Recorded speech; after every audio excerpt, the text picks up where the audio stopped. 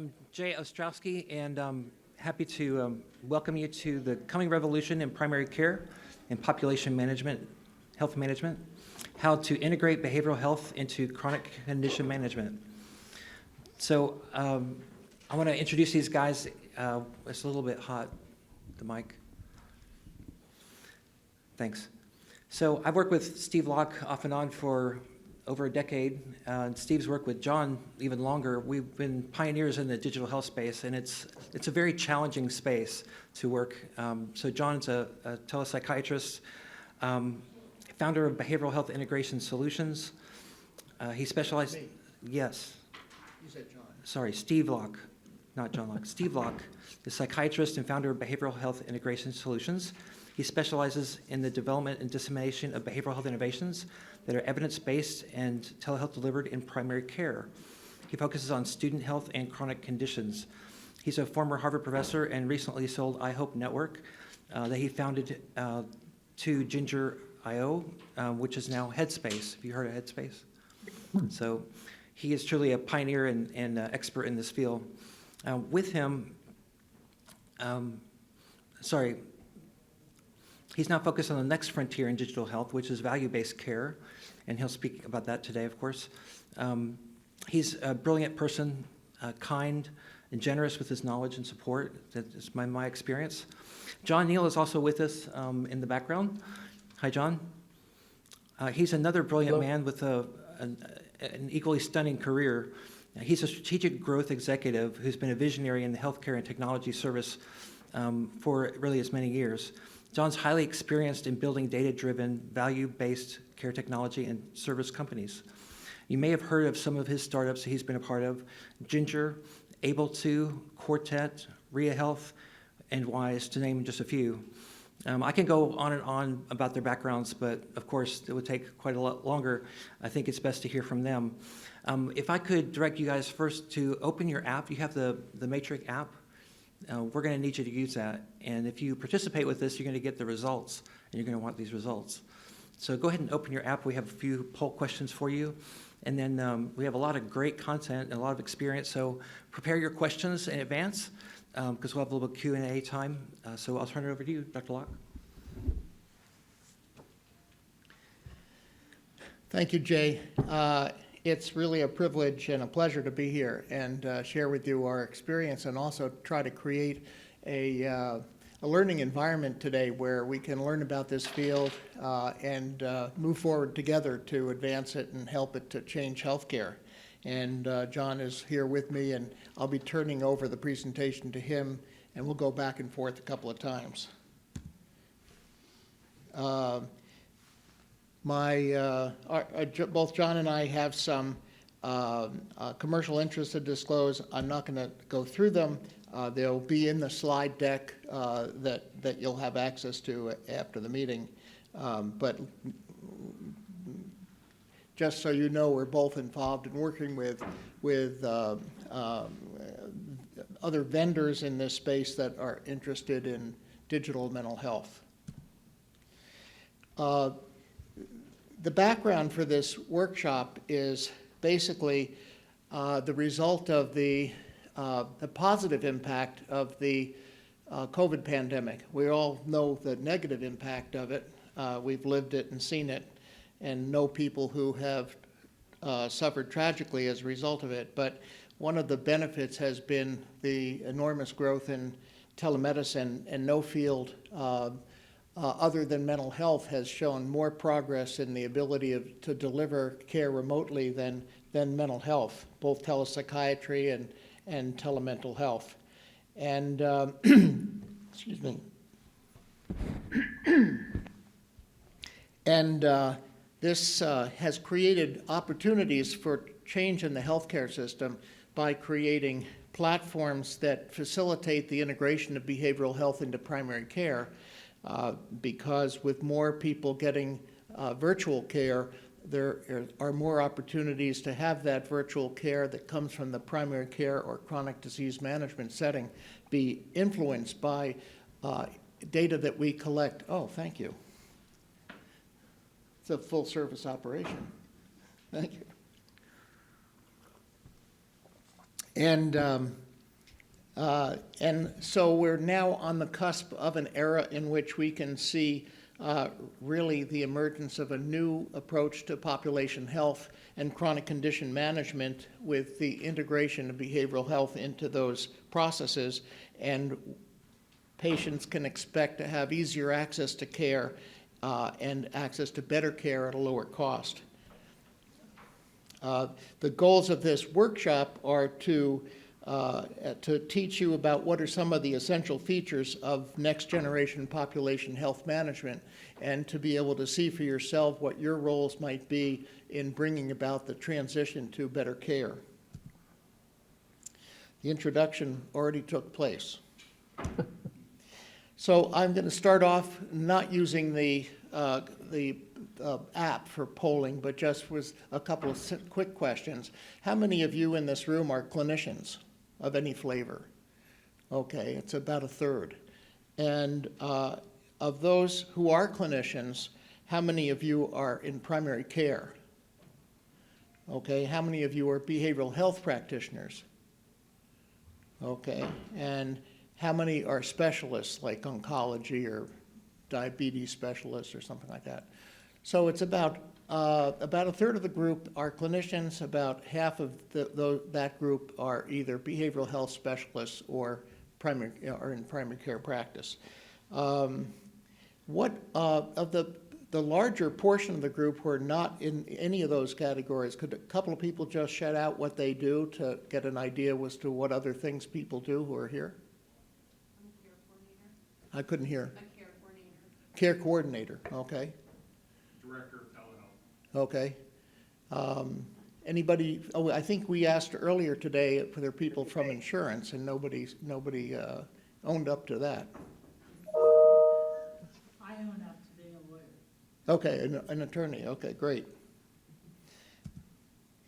So now we're going to try the electronic poll, and the advantage of using the electronic poll is we can rapidly show you what the answers are.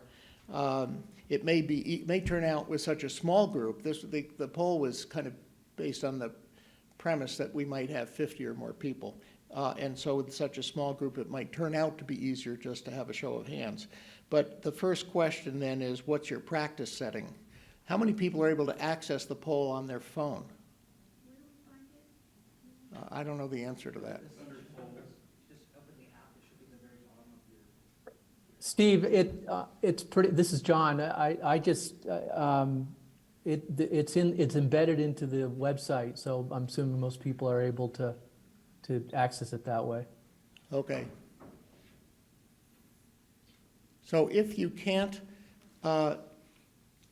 if you can access the website and there's a place in the chat where you can post questions, if you can't access the poll, if you have trouble with that, just answer the questions in the chat. Okay? So we're interested to know whether you're working in a very small practice, like a solo practice, or a medium practice or a large practice. And those are the answers that you can choose from in the poll. So we'll give you another 15 seconds to figure that out.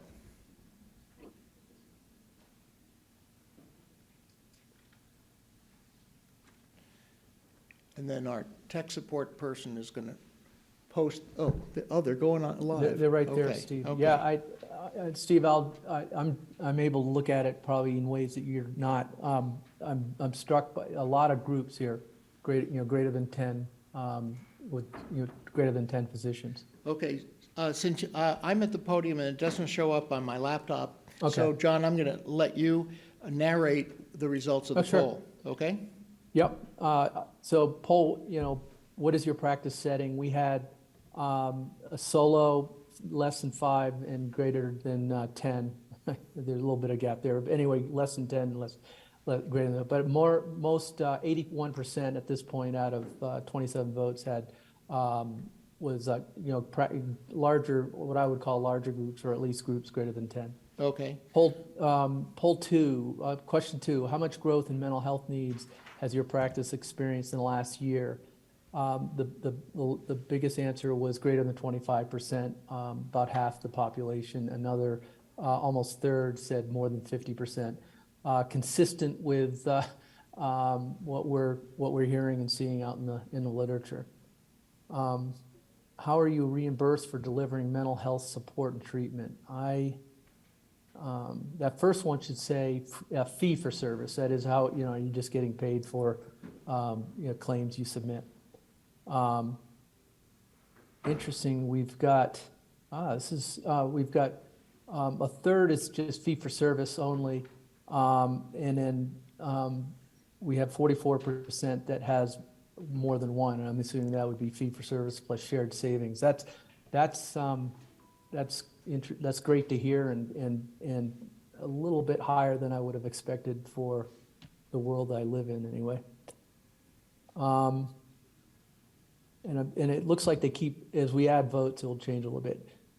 Question number 4, do you get reimbursed for collaborative care, chronic care, condition management?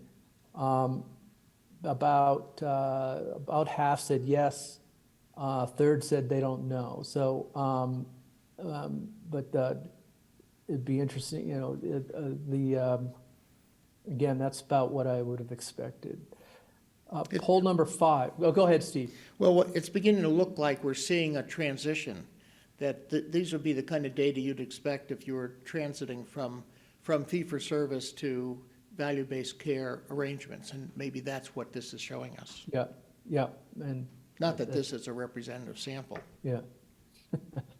Are you engaged in measurement-based care to guide treatment? 60% say yes, and again, it'd be interesting if ideally, if we had more time, I would love to hear. I think Steve and I would both love to hear sort of what those kind of measurements are, because that seems to be where the market's going. Question number 6, how do you incorporate patient data into your processes? Okay, this one, 77% integrate questionnaire data into the EMR. So assuming that would be intake that could be provided when someone first comes in, as an example of that. And then we had none that said just RPM only, but we did say that 22% or about a quarter seem to be going, have RPM data embedded as well, which is, that's quite a bit higher than I would have expected, at least that I've seen. How are you, number 7, how are you leveraging technology to engage with your patients? 16% have said text messaging, e.g. EMR messaging is 8%, virtual session visits, a third are doing that, and then digital BH apps, 4%.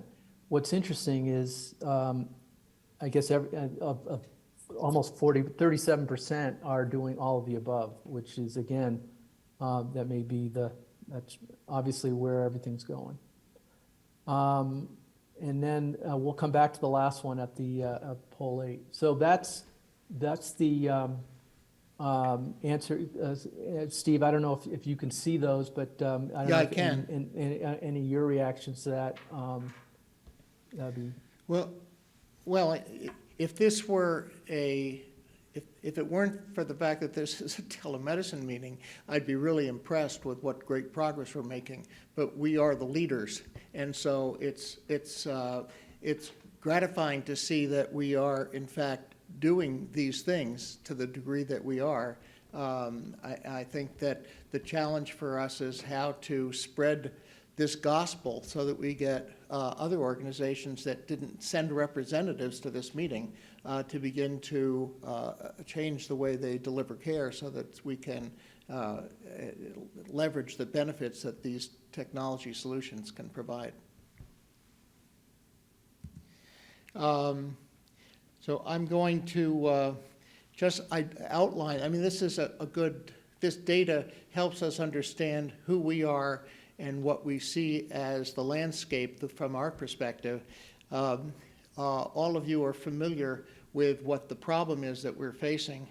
John already referred to, and we saw some data to support it, that there's been a 50% increase in the prevalence of mental disorders in primary care. Probably more than that. That was up till data published in Health Affairs just last month, reflecting data up to 2018, which of course was before the onset of the pandemic. And so since the pandemic, we know that there's been a further increase in the prevalence of mental disorders being taken to primary care for it to be addressed, and a growing shortage of mental health practitioners, especially psychiatrists, but also other types of mental health professionals, and it's become harder and harder for people to get access. That's been discussed elsewhere in this program.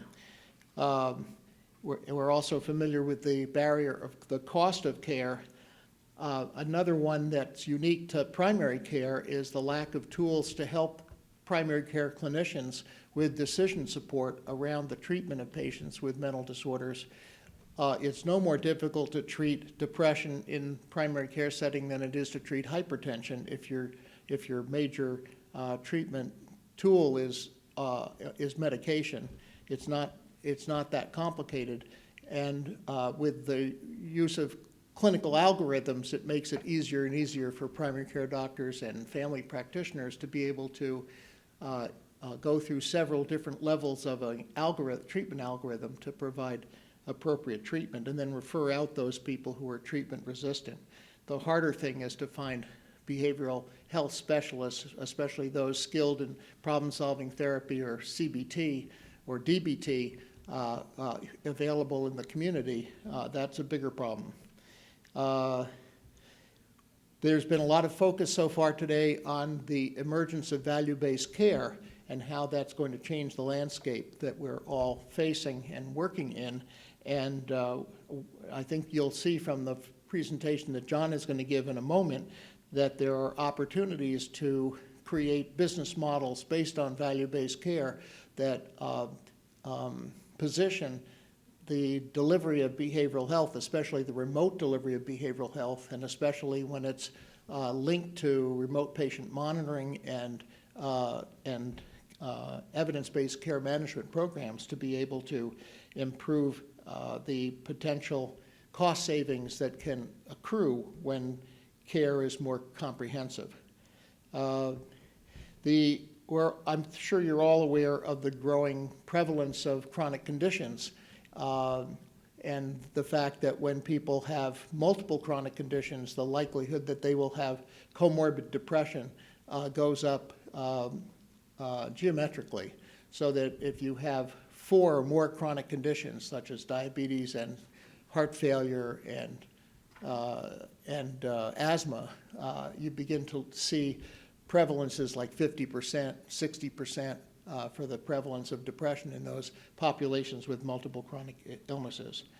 And then finally, there's been a focus today here on how to address the issue of access barriers and disparities in care. And clearly, the technology offers potential solutions if everybody has access to broadband. And if they don't, we've also heard evidence that audio-only care is being reimbursed, and so it's possible to deliver a lot of the care that we deliver with audio-only, with just plain telephone service or interactive voice response telephony can be done on an old-fashioned phone. I'm now going to turn this over to John, who's going to talk about, now that we know where we are and where we've been, he's going to talk about where we're going and how to get there. Great. Thanks, Steve. As Jay indicated, I've spent a lot of my career, in my whole healthcare career has been in the area of pop health management and disease management programs, and helping payers and employer groups make that available to their populations. While I'm pleased with disease management and and its success in helping millions of people better manage their health, there are several shortcomings that I think we've been touching on. The biggest one, in my view, is that disease management and chronic condition management has sort of traditionally and largely been operating outside of what the healthcare ecosystem, in that You'll have carriers and you'll have disease management companies supporting people, but it generally isn't sort of integrated with their care team within the ecosystem, that being primary care. And so there tends to be little integration and coordination with the very team that probably knows more about that individual's health and health status than anybody. The second area is that in health disease management tends to focus on those high cost people and that are costing money now that at least payers can rationalize as if you can reduce costs in the next 12 months, that actually they can quantify that and they can look and they can take that to the bank. The problem is generally disease management doesn't sort of go deeper into the population or further left, which I'll show you in a minute, on the risk curve. And then I think that thematic to what we're talking about today and what Steve and I have collaborated on is really the inherent lack of mental health integration. So our observation is that primary care generally is not well equipped to treat and support individuals facing mental health conditions, both because they don't have the time, they don't have the knowledge, and for sure they're not getting reimbursed for that necessarily. And so I think a lot of what we were talking about is how do you can bring some of these tools to light and improve that access. So as we talk through the whole notion of analytics, so why do you need that? I think EMR platforms are becoming more care management and decision support focused, but their inherent strengths are in capturing and recording critical health information so that the provider can diagnose and treat and track. But the needs of the patients facing chronic conditions, including mental health conditions in particular, require a much more proactive longitudinal process that has been difficult to historically to see and manage to. What we're also seeing is that payers are now, and as we see with some of the poll results, are increasingly pushing risk down to the primary care and provider level, rewarding those who can deliver care that has demonstrable value in avoiding unnecessary downstream costs and utilization. As many of you probably already figured out, that with that increased risk that's being placed on you, you actually need to know what that risk is and sort of how to manage to it. And so I think what we hope we can show you today is some ways to better understand the risk of your population, so that you can enhance the care you're delivering and importantly get paid for it, either via fee-for-service models or, as several a third of you have already indicated, you're in some kind of value-based care arrangement that is rewarding savings, but that's all geared towards knowing what you're trying to affect. So Steve, if you could go to the you can stay here for now. So these are some of the activity. This is what goes on when we talk about risk-focused analytics. And what I'd like to do is take you through some examples of how we can work with, how we can take advantage of all the information and cast it in a way that allows us to better target and ultimately manage and treat. Next slide, thank you. The areas that I will, once you have an understanding of the population, it can help really drive in a far more proactive way and around the chronic condition population. And again, you're going to keep hearing us talk about behavioral health access and integration. And I've seen, I think the market and the world is becoming far more aware of it, but we need to, we got to act on it. What we do, and we take a look at the population, we take into account a number of, what is it that drives risk? It's their demographics, who they are. It includes social determinants. what their condition makeup is, and severity, and their propensity to utilize the healthcare system, and understanding sort of how they, what their, how they end up interacting with the healthcare system. When you put all that together, including self-reported patient information, remote monitoring data, and when available, claims data, we can actually, we know a great deal, and it can help guide what we do. So that then, Steve, you go to the next slide, please. This is a real, this is an actual visualization of a population for a panel of a provider that's got 3,000 people in their panel. This is their risk profile. The ones on the right, are going to be those that are probably going to need more case management and more coordination with the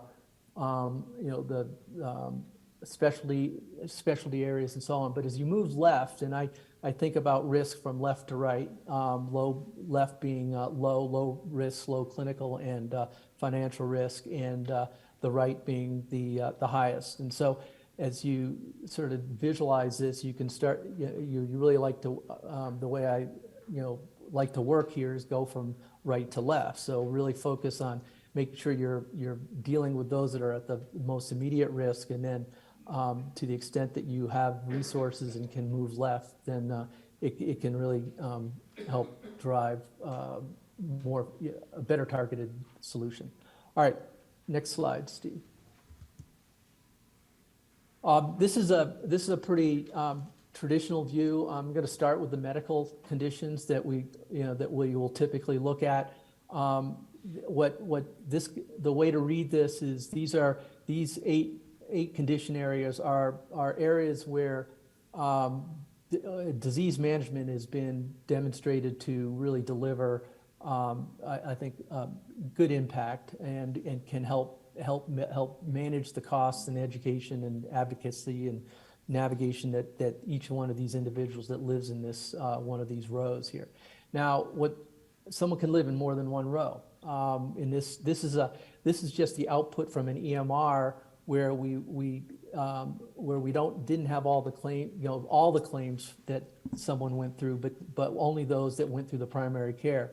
But it highlights who you in your population has what, and so that you can be in more than one row. So in this population, if you focus on the total identified, we've got about a third of the 29%, that is dealing with one or more of those conditions of above.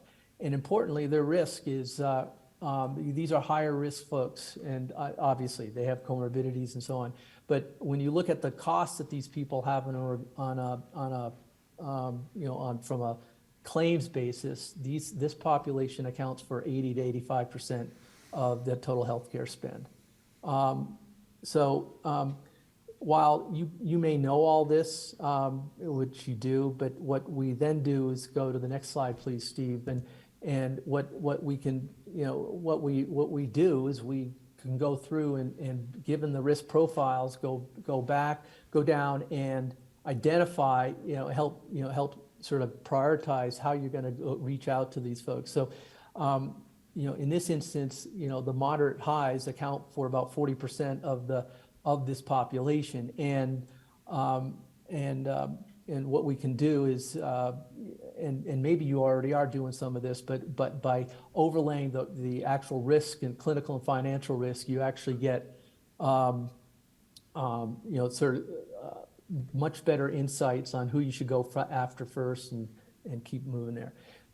I want to get to what I find the sort of the most relevant, perhaps the highest impact part here, which is the cost of, is really when you start to incorporate behavioral health comorbidities into the mix and overlay those against the more traditional medical conditions.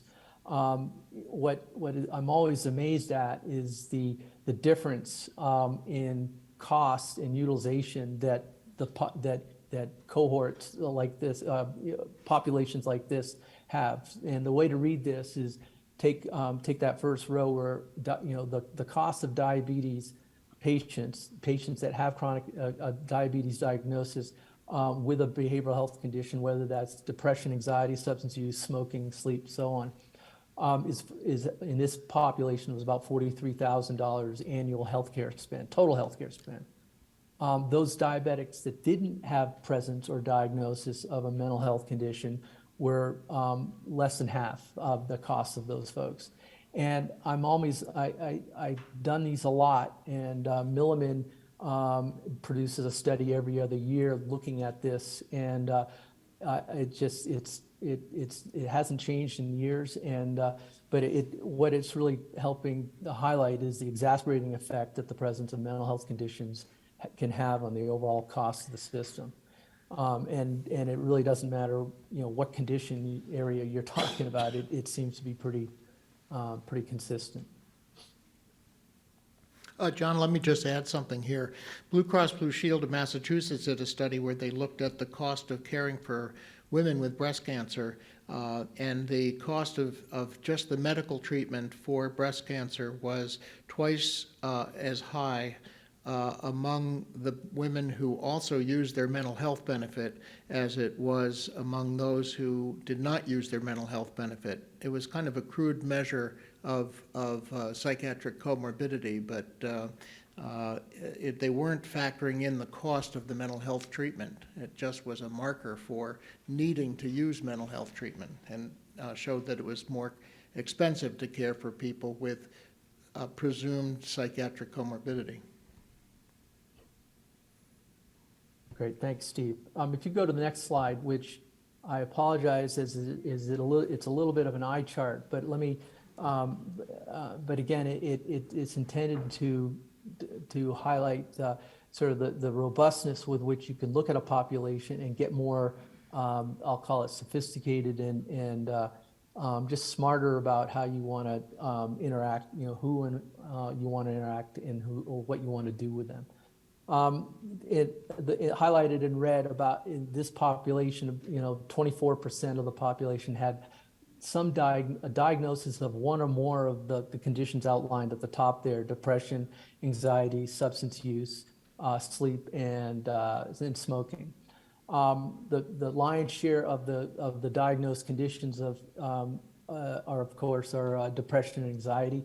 But what's also striking to me is that there is as Steve has alluded to, there's a disproportionate amount of comorbid mental health conditions with the medical side, and those are all the ones up above. So in aggregate, if you have one or more of those medical conditions, there's about there's upwards of a third, or at least a third of those are going to have a comorbid mental health condition. We already showed what that exacerbating effect is of that, and not the effect of not treating it. And it can vary by condition, but it's pretty striking. So when you start to look at, if you take the vertical there on depression, that first column, you go all the way down. This is about a 14% prevalence, and again, this population is costing upwards of 35-40% of the overall healthcare spend. So these, it makes sense to, one, be able to identify who these folks are, and two, understand that they are higher risk and higher costs of the system in pretty substantial ways. One more, then just to, I'm going to turn this over to Steve, because I think Steve's going to sort of highlight to you what I think is a pretty sobering look at the state of mental health today. And the problem I have with everything I'm showing you is that there just is a systematic underdiagnosis and undertreatment for mental health conditions today, as we know it. That part of the triangle that's above that white line there that's what we see in the claims and the EMR data. And what we also know is if you look below, and it's that next layer, which is those that have the condition but haven't been sort of identified within the system that they have it, and therefore really aren't aren't being, if anything, they're doing some self-management, self-medication approaches, but not being treated for it. And then the final piece to all of this is that those that have been diagnosed, it's less than half are actually treating the condition. And I'm going to let Steve sort of highlight that, because I think that's pretty important in premise and underlying sort of presumption around why we're going, one, why we want to look at risk, and two, why we want to put a special emphasis on mental health.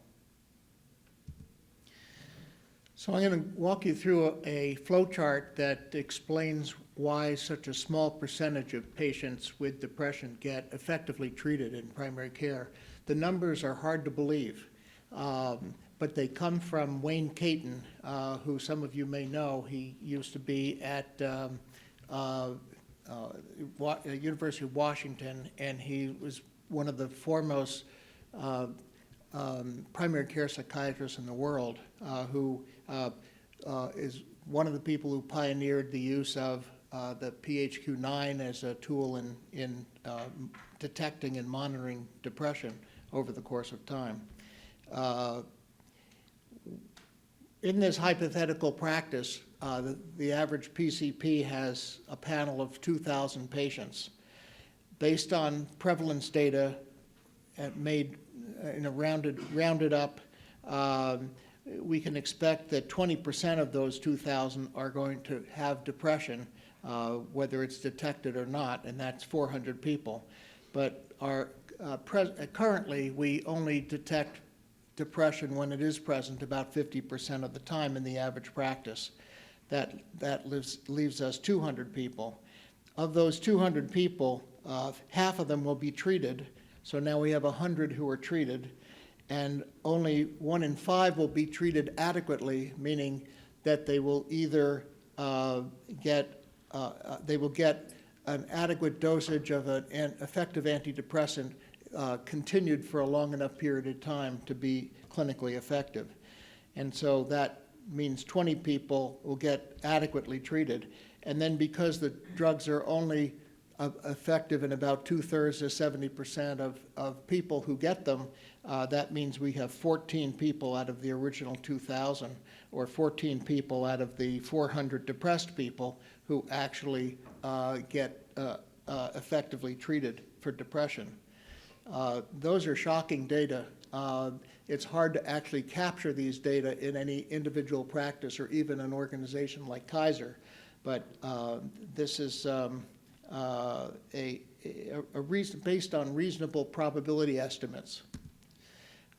If you then have an integrated care model, you see an increased efficacy and impact on mental health outcomes. You still have the same 400 people with depression in that panel of 2,000, but now you're detecting 80% of them because you are routinely using a screening tool like the PHQ-9 on everybody in the practice, or even the PHQ-2 at a minimum, and that's becoming more common. Now, the number who will accept treatment doesn't really change in this model. It might if you had better patient education and using tools like PsychHub, which has great videos as a patient education tool for psychoeducation. You might be able to get your treatment percentages up. But where you really see the difference is that now with integrated care and decision support tools, either through having a collaborative care model with perhaps a psychiatric nurse or care manager who is helping to ensure that patients get the right dose for a long enough period of time, you begin to see more effective treatment. So now you have 70% getting adequate treatment, or 112 people, and with the same, and now you can expect that the effectiveness may be better because you may have better compliance with the medication. People may refill the prescription, not stop after a 30-day prescription before they've even achieved full efficacy. And so now you've got 84 people, not 14, who have achieved an effective response to treatment. So this is a very good theoretical and believable explanation as to how integrating behavioral health care in a systematic way with decision support tools can really make a difference in outcomes. I'm going to turn this back over Yeah, to great. John now. Thanks, Steve. I'm going to close on a couple items here. One is this is an example out of that same group where that isn't currently doing any of these sort of enhancements to their care. That is on the RPM front, or they do have disease management, but they're not doing it in with any kind of remote monitoring capability.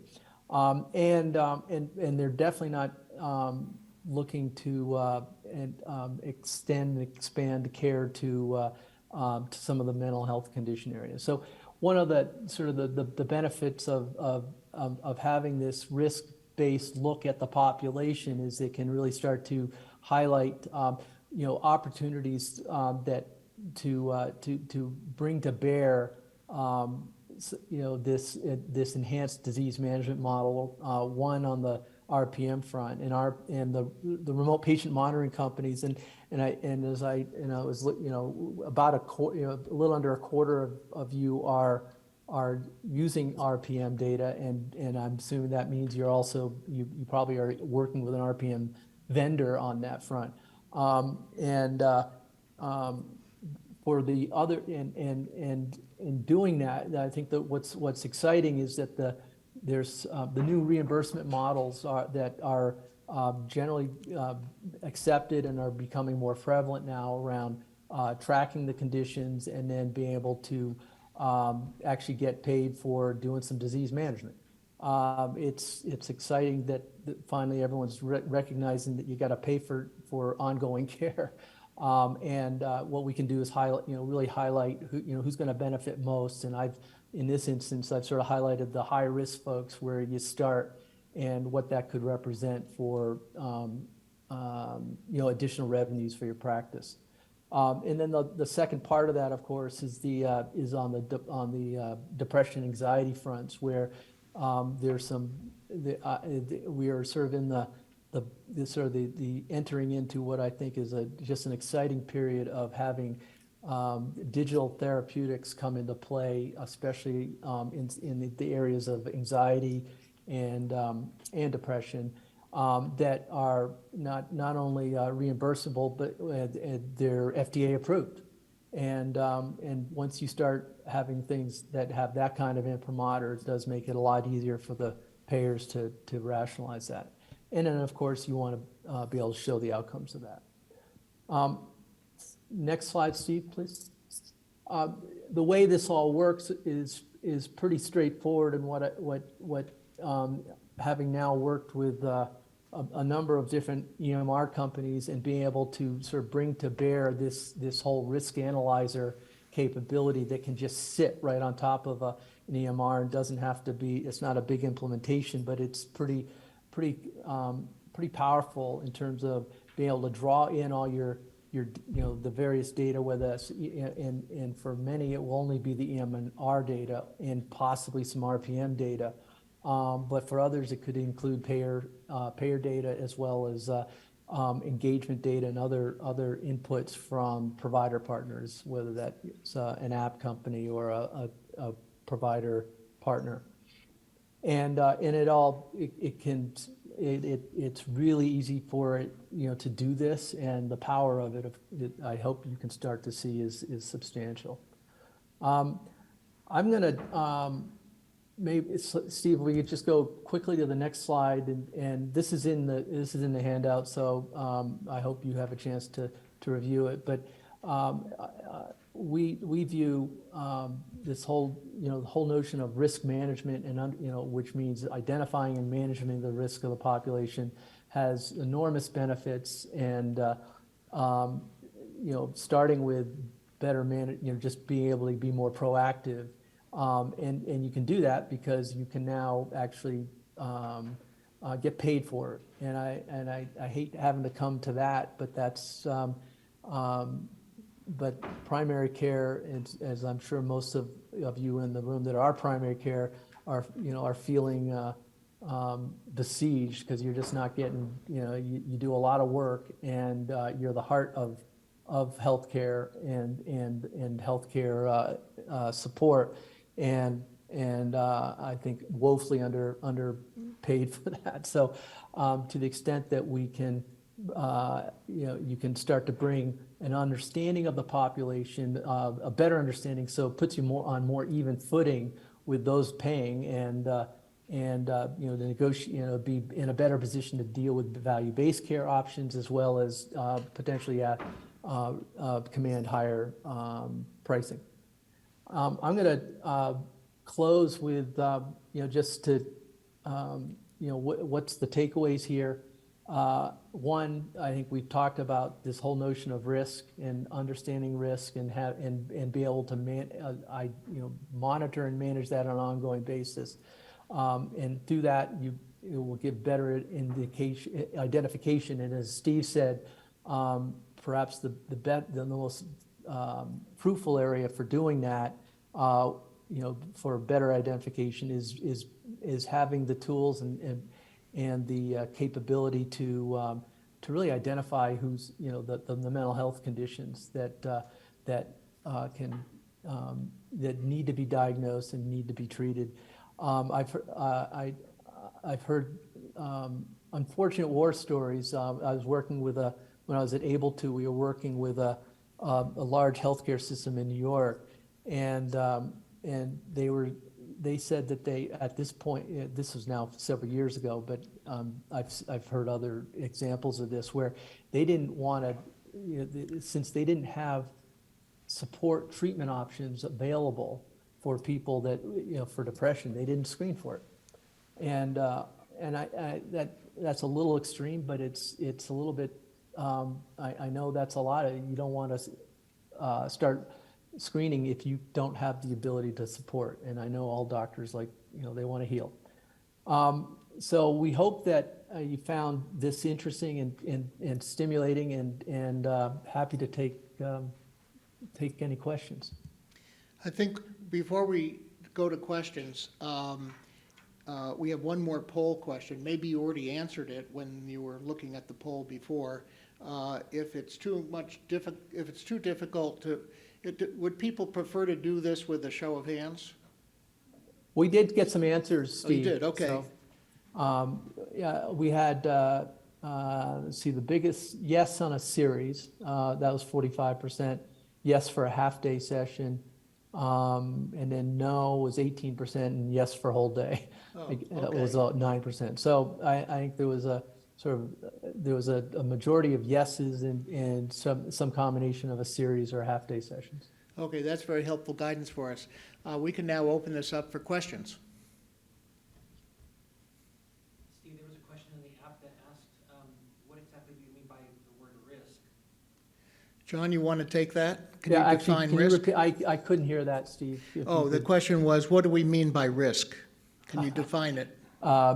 Yeah, I look at the way we look at risk is it's a combination of clinical and financial risk, and what goes into that is what is it that the demographics of the individual, what conditions do they have, what are the severity of those conditions. And when you put all that together, it gives you it sort of puts it all together based on the sort of clinical pathways that one's expected to go through if they have if they're newly diagnosed diabetic. That has sort of an expected sort of trajectory to it. In the risk scores that I've been showing here, I have. We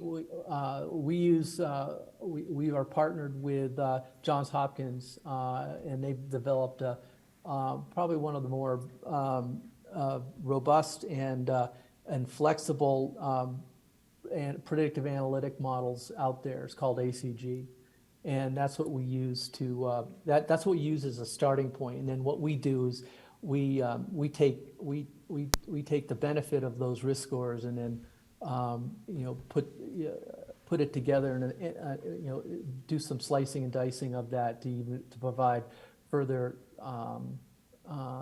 further insights for a practice and really make it actionable. Let me add to what John said. I used to work at Harvard Pilgrim Healthcare, which, oh, sorry.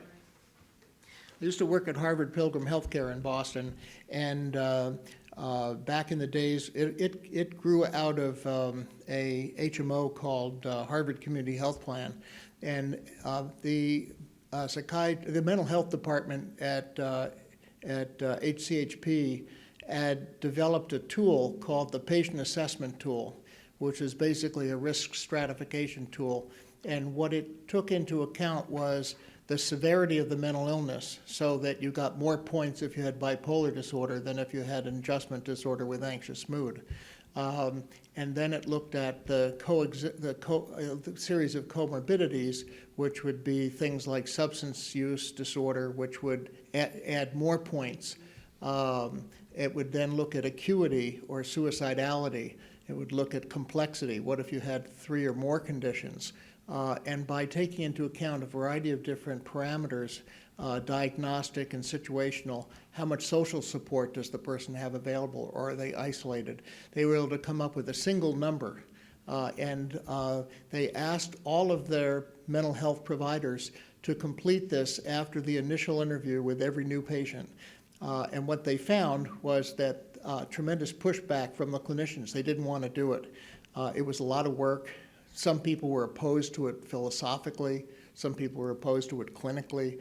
And so it wasn't possible to roll it out system-wide because of lack of support by the clinicians on whom it was imposed. And I think that what we're looking at now is a different era, because all of this can be done in an automated fashion. And that's what John is talking about. He may not be talking about that specific tool as his way of calculating risk, but there are different options to use for how to calculate risk. The one that he's talking about comes from Johns Hopkins, but we're going to start to see the emergence of different tools, some of which will be better predictors of effective treatment or lead to better clinical decisions and better outcomes. So we're just entering this era. The next 10 years, we're going to see the emergence of these kinds of tools. In the back. You're talking about the emergence of these kind of tools. What are you excited about? Because as we know, healthcare is hard to transform, and with emergence, I'm really in favor of the integration of a behavioral health. But how can we change that behavior and practice, and what tools are you excited about? So, John, so you can hear, I'll try to summarize briefly what the question was. What kind of tools are we talking about? People want to know what's coming down the pike.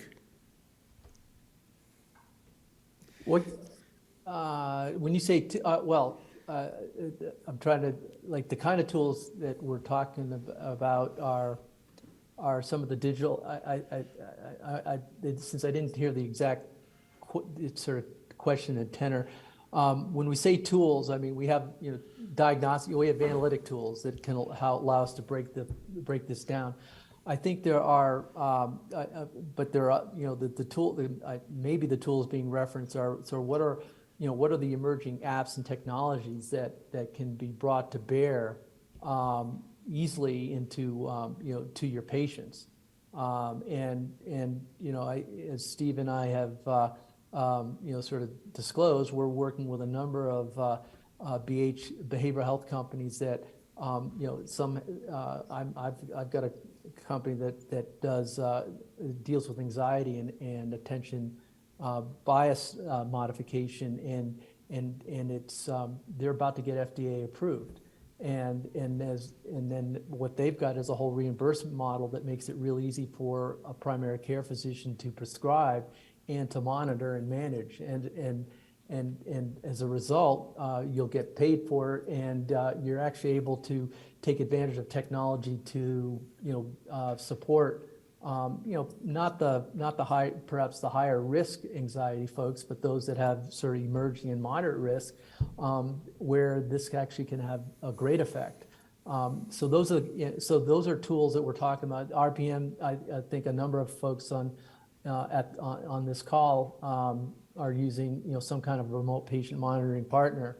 I think there's some pretty exciting plays out there that can that are designed to work very closely with the the care team, primary care, and the team that manages those patients, and that can work seamlessly with your groups. So I don't know if that I hope I'm not sure if that's the tool question you're asking, but hopefully. Well, I can add, John, I can add to what you've already answered. I think your expertise is especially valuable in the area of analytics for identification of how to target treatment to the group that's likely to benefit the most from it. But there are emerging, the history of tools goes back to psychometrics. And one of the problems with psychometrics, as you all know, or the clinicians know, especially the behavioral health clinicians, is that oftentimes you have to get prior authorization from the insurance company. And it's such a cumbersome process that the use of things like the MMPI are rarely used anymore. Projective testing has really kind of completely disappeared, even though it's valuable under certain circumstances. But I think what we're starting to see is the ability to take what used to be paper and pencil tests and convert them to interactive tools and ideally we want to see the scoring of those delivered directly into the electronic patient record, so you don't have to go outside of the patient's record to find what the results were. So I think that's already happening, but it's not happening widely, but it will certainly be expected within 2 or 3 years. I think most electronic medical record companies are going to make that possible. In addition to that, how many times would you have liked to have screened a patient whose history you've taken, who has symptoms that suggest the presence of obsessive compulsive disorder, and you didn't have the time to go through 25 questions to try to refine that diagnosis? We're going to be able to do that in an automated fashion and just prescribe the test the same way you would send somebody to a lab to get a blood test. That can be done now, but you kind of have to build it yourself unless you're at an organization that has built it into their electronic record. And that's, kind of down the queue of product development within large organizations like Kaiser and others.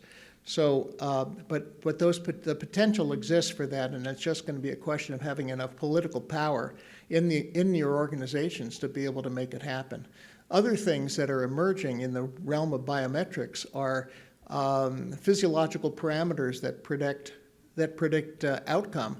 So there are tools that can read facial emotions when somebody is using a telemedicine app.